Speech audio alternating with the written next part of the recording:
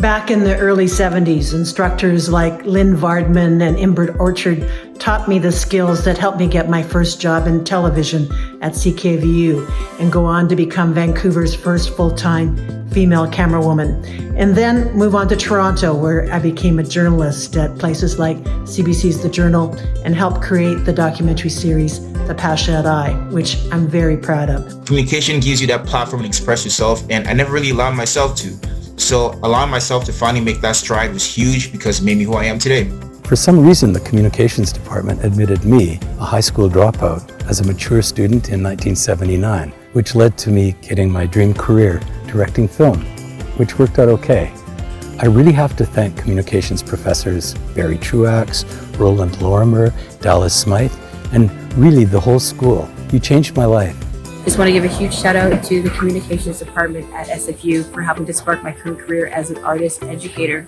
So it was in my final year that I was given an opportunity to create a project called Words That Empower Education, and that sparked all of my future endeavors teaching hip-hop education school programs across BC. So it's something I really enjoyed. I'm really, really grateful. Here I am 15 years after graduating, and I love my career. I've gotten to travel the world and work on amazing projects, and in particular I really want to thank the cooperative education team. The co-op staff were the people at SFU who showed how much they cared about mine and all of our futures, and they used their resources to connect me with industry mentors. And they were there to celebrate all the little wins along the way. I owe everything to Communication Co-op. In 1995, I completed my honors degree in communications with a capstone project under the direction of Roland Lorimer, Paul Hare, and Ralph Hancox. That adolescent reading study made me, in a sense, the beta student for what would become the Masters of Publishing program. Paco de Lucia, the Spanish guitar player, said once that the left hand is responsible for the creative part of guitar playing, whereas the right hand is supposed to do what the left hand tells it to do.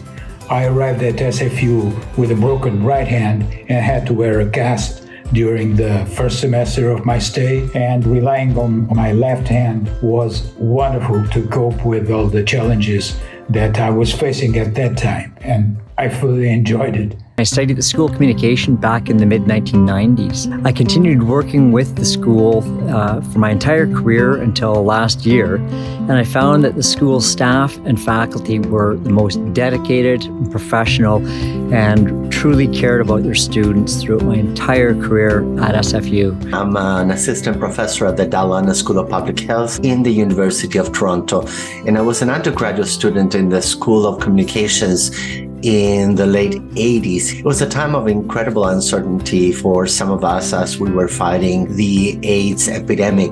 And I have to say that I got a lot of very good support in the School of Communications, aside from really interesting learning, which has come full circle now as I'm teaching a new course on health communications. There was a great faculty over the years, but mainly I wanted to thank Dr. Martin Laba. Martin taught me that all the hours I spent down at the Railway Club listening to music was time well spent. My education served me really well over the course of my career. Martin, you're a mitzvah to me. You taught me to love to teach.